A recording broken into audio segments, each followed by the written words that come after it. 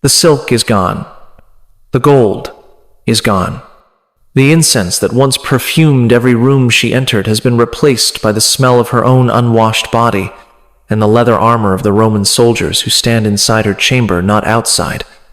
Inside, watching her every movement, every breath, every moment, she closes her eyes. Cleopatra VII Philopator is 39 years old, and she sits on a wooden chair that was once a servant's seat, can feel the rough grain of it through the thin linen shift they have left her to wear, can hear the soldiers discussing her in Latin they assume she does not understand, can taste the copper of blood in her mouth, from where she bit through her own lip 3 days ago when they told her what Octavian planned to do with her in Rome. She was, until 23 days ago, the last pharaoh of Egypt, ruler of the wealthiest kingdom in the Mediterranean, lover of Julius Caesar, wife of Mark Antony, mother of 4 children, who carried the blood of both Ptolemaic and Roman dynasties. She commanded fleets. She negotiated with emperors. She spoke 9 languages and could argue philosophy with scholars and strategy with generals.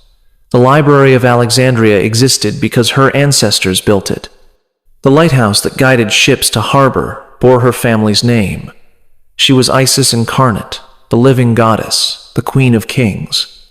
Now, she is a prisoner in her own palace, surrounded by men who have been given specific instructions about what they may do to keep her alive, and what they may do to her while keeping her alive.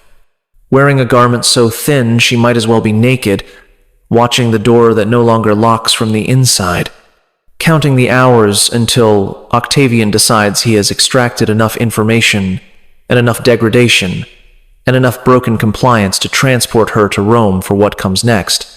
She does not know yet that her son Caesarion, 17 years old, the child she made with Julius Caesar, the boy who should have inherited both Egypt and Rome, has already been captured trying to flee to India. She does not know that he is being brought back to Alexandria specifically so Octavian can decide whether to execute him in front of her or after she is gone. She does not know that her 3 younger children, the twins, Alexander Helios and Cleopatra Selene, age 10, and little Ptolemy Philadelphus, age 6, have already been designated as property of the Roman state, to be raised in Octavian's household as living trophies of his conquest. What she knows is that the guards changed shifts 2 hours ago. What she knows is that the night shift guards are different from the day shift guards. What she knows is that the night shift commander, a centurion named Gaius Cornelius Gallus, has made it very clear what he expects from her in exchange for small mercies like water and blankets and moments of privacy to relieve herself, without an audience. What she knows is that her death is the only thing she still controls. And what she does not yet know, what tonight you will learn, is that what happened to her in those final 23 days was worse than the romantic myths ever revealed. That the snake was a mercy compared to what Octavian had planned. That the woman who chose her own death did so not from romantic despair, but from calculated understanding that the alternative was so horrific that oblivion was preferable. What you are about to learn has been deliberately buried for 2,000 years beneath romantic mythology that served Roman propaganda and Victorian fantasy. You know the story they taught you, the beautiful queen, the tragic love affair, the dramatic suicide with the asp at her breast. Hollywood has shown you Elizabeth Taylor draped in gold, speaking of love eternal, dying beautifully in silk sheets while sad music plays. This is not that story. Tonight you will learn what actually happened to Cleopatra after the Battle of Actium, the naval disaster that destroyed her fleet, bankrupted her kingdom, and left her trapped in Egypt that was already being carved up by Roman administrators before she had even formally surrendered. You will learn what Mark Antony's death actually looked like. Not the heroic Roman suicide of legend, but a botched, agonizing, hours-long process that Cleopatra was forced to witness while covered in his blood. You will learn what it meant to be Octavian's prisoner, what the Roman guards did during night shifts, what interrogation looked like when the interrogators knew you had hidden treasure somewhere and were willing to do whatever was necessary to find it, what it meant to be kept alive, not out of mercy, but because your living body had more propaganda value than your corpse. You will learn what Octavian planned to do with her in Rome, the chains, the public humiliation, the slow parade through jeering crowds, the display of a living goddess reduced to defeated property. You will understand why. When Cleopatra learned the details of this plan, she began actively seeking any means of death that her captors might have overlooked. You will learn what happened to her children, what Rome did to the son of Julius Caesar, where the twins were taken, how Octavian erased not just a queen but an entire bloodline, systematically, deliberately, as matter of imperial policy. Subscribe if you want to understand what empires do to the women who dare to resist them. Comment below telling me where in the world you are watching from. Because Cleopatra is sitting in that wooden chair, listening to the guards decide what to do with her tonight, and I am going to tell you exactly what her final 23 days contained, what the history books sanitized, what the legends romanticized, what Rome wanted the world to forget. But first I need to warn you, this is not a love story. This is not a tragedy in the classical sense. This is the systematic destruction of a human being who happened to be the last obstacle to Roman domination of the Mediterranean world.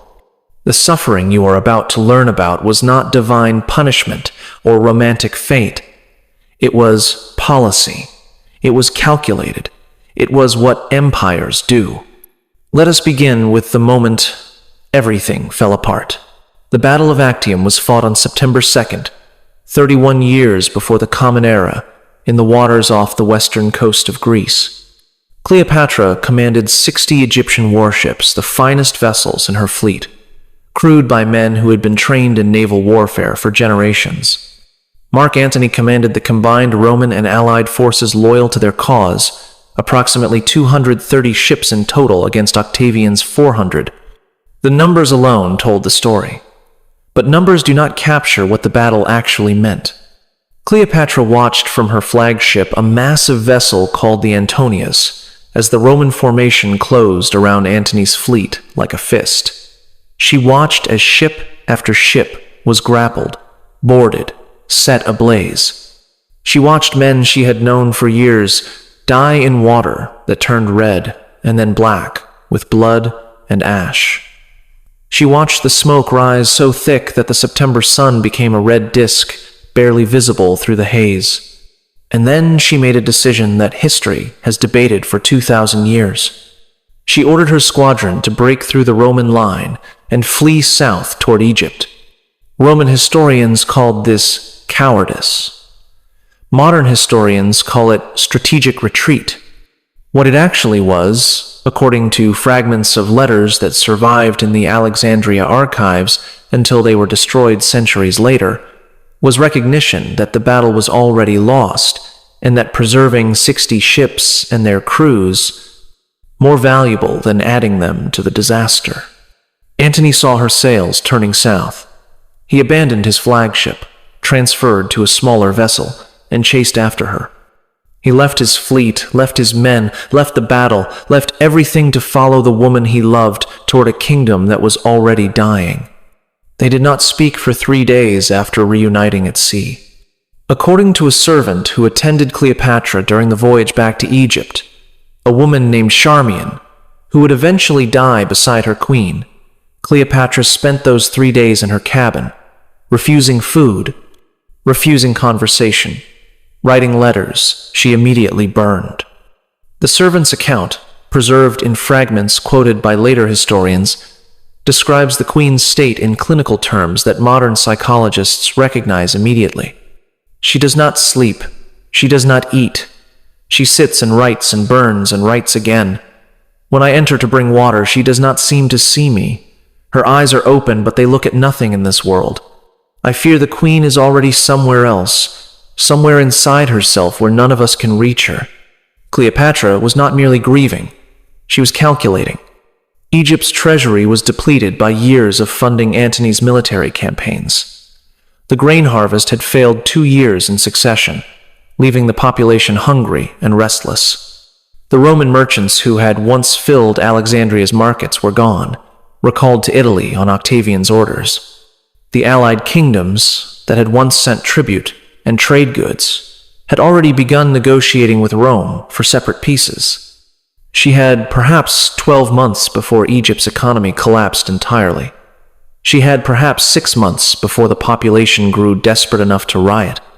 She had perhaps 3 months before Octavian's armies arrived at her borders demanding surrender. And she had a choice to make. She could offer Octavian whatever he wanted, in exchange for her children's safety and some fragment of autonomy. She could fight, fortify Alexandria, arm the population, force Rome into a siege that would cost them dearly even if they eventually won.